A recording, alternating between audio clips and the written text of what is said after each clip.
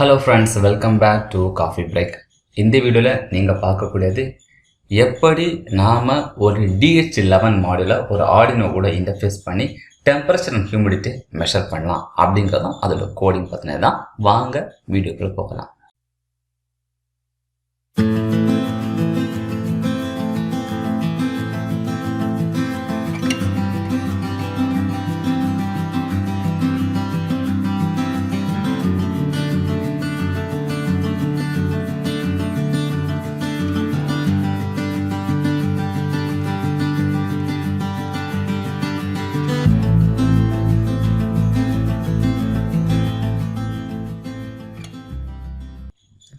So இதுதான் நம்மளோட DH11 sensor. இந்த சென்சாரில் பார்த்தீங்கன்னா மொத்தமாக 4 பின் இருக்கும். பட் மார்க்கெட்டில் இதெல்லாம் சோல்டிங் பண்ணி டோட்டலாக 3 பின், ஒரு VCC, ஒரு டேட்டா பின், ஒரு அவுட் பின் கொடுத்துருக்காங்க.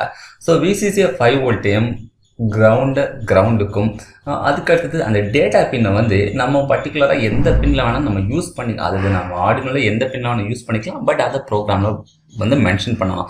ஸோ இதை பண்ணுறதுக்கு நாம் முதல்ல என்ன பண்ணணும் அப்படின்னா, DHT லைப்ரரி அதை வந்து கூகுளில் சர்ச் பண்ணி அது ஃபஸ்ட்டு லிங்காக கிடைக்கும். நீங்கள் அந்த DH11 ஆர்டினோ லைப்ரரி போடுங்க. ஸோ முதல் லிங்க் கிடைக்கும். அந்த லிங்க்கில் போனீங்கன்னா ஒரு சிப் ஃபைல் கிடைக்கும். அந்த சிப் ஃபைலை ஃபஸ்ட்டு டவுன்லோட் பண்ணி வச்சுக்கோங்க.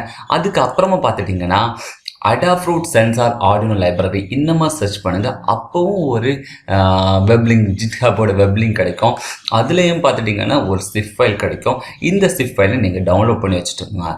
அதுக்கப்புறமா நீங்கள் என்ன பண்ணணும்னா, நம்ம நேராக ஆர்டினோ சாஃப்ட்வேர் வாங்க, ஓப்பன் பண்ணிட்டு ஸ்கெட்ச் போய் தென் இன்க்ளூட் லைப்ரரியில் போய் ஆட் சிப் ஃபைல். இந்த சிப் ஃபைல் என்னென்ன ஆட் பண்ணணும் அப்படின்னா, DHT லைப்ரரியில் நம்ம வச்சுருந்தோம், தென் அடாஃப்ரூட் லைப்ரரி வச்சோம். ஸோ இது ரெண்டே வந்து நீங்கள் ஆட் பண்ணிட்டீங்க அப்படின்னா நமக்கு லைப்ரரி கிடச்சிருச்சு அப்படின்னு அர்த்தம். பிகாஸ் ஆர்டினோ இருக்கக்கூடிய பெரிய ப்ளஸ்ஸே இந்த மாதிரி லைப்ரரியே டெவலப் பண்ணியிருப்பாங்க.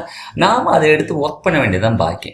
ஸோ அதுக்கப்புறமா நீங்கள் வந்து நேராக என்ன பண்ணலாம் அப்படின்னா, நேராக ஆர்டினோ சாஃப்ட்வேரை திருப்பி க்ளோஸ் பண்ணிவிட்டு திருப்பி ஓப்பன் பண்ணிக்கோங்க. ஓகேயா?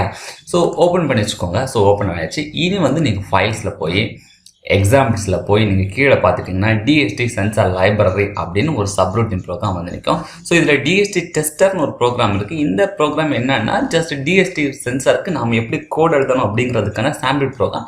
இதை நம்ம ஸ்டைலில் நம்ம மாடிஃபை பண்ணிக்கலாம். ஸோ என்னோடய ஃபைனல் ப்ரோக்ராம் என்ன இதுதாங்க. ஸோ நான் என்ன பண்ணியிருக்கேன் அப்படின்னா, DHT.h. ஸோ இது எங்கேருந்து கிடச்சிது அப்படின்னு நீங்கள் யோசிச்சிங்கன்னா, நேராக அந்த எக்ஸாம்பிள் ப்ரோக்ராம் போங்க, அங்கேயே மேலே இருக்கும். அதுக்கடுத்தது DHT A பின். நான் A1ல் தான் நான் DHTயோட டேட்டா பின்னை கனெக்ட் பண்ண போகிறேன். அதுன்னு தான் டிஃபைன். தென் வழக்கம் போல் LCD, தென் ரொம்ப முக்கியமான லைன் ஆகும் DHT ஸ்பேஸ் DHTங்கிற நேம், தென் நம்மளோட பின் நம்பர், தென் என்ன டைப். ஏன்னா DH11, DH22 இந்த மாதிரி சென்சார்ஸ் மாடியூல் உண்டு. அது என்ன மாடியூல் அப்படிங்கிறதான்.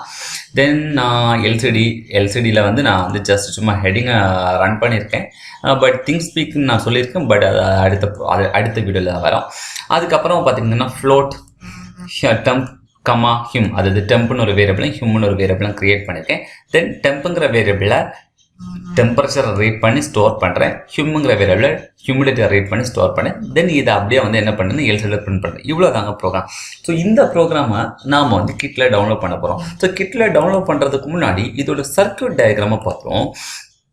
ஸோ இதுதான் நம்மளோட சர்க்யூட் டயக்ராம். சர்க்யூட் டயக்ராம் பார்த்திங்கன்னா வழக்கம் போல தான் நான் எல்சிடியை வந்து RS எனேபிள்லேருந்து D4 to D7 வந்து ஆர்டினோட பின் நம்பர் 8 to 13 வரைக்கும் நான் கொடுத்துருக்கேன். அதுக்கப்புறமா நம்மளோட DH11 சென்சாரோட டேட்டா பின்னை வந்து A1 கொடுத்துருக்கேன். இதை A1 தான் கொடுக்கணும்னு அவசியம் கிடையாது, எந்த இதில் நீங்கள் கொடுத்துக்கலாம். ஸோ இந்த மாதிரி ஹார்ட்வேரை டிசைன் பண்ணிக்கோங்க. டிசைன் பண்ணிவிட்டு நம்ம ப்ரோக்ராமை டவுன்லோட் பண்ணுங்க. ஸோ டவுன்லோட் இப்போ நான் டவுன்லோட் பண்ணிச்சு. ஹார்ட்வேரில் வாங்க பார்த்துக்கலாம். ஸோ இது ஆஸ் யூஷுவல் நம்மளோட ஹார்ட்வேர். ஆஸ் யூஷுவல் நான் சர்க்யூட்டில் சொன்ன மாதிரி தான் நான் LCD இன்டர்ஃபேஸ் பண்ணியிருக்கேன். தென் ஆர்டினோ போர்ட், தென் DH11. ஸோ இப்போ பார்த்துட்டிங்கன்னா நான் DH11ஓட டேட்டா பின்னை வந்து நான் A1 கனெக்ட் பண்ணியிருக்கேன். ஸோ நான் ப்ரோக்ராமை டவுன்லோட் பண்ணியாச்சு.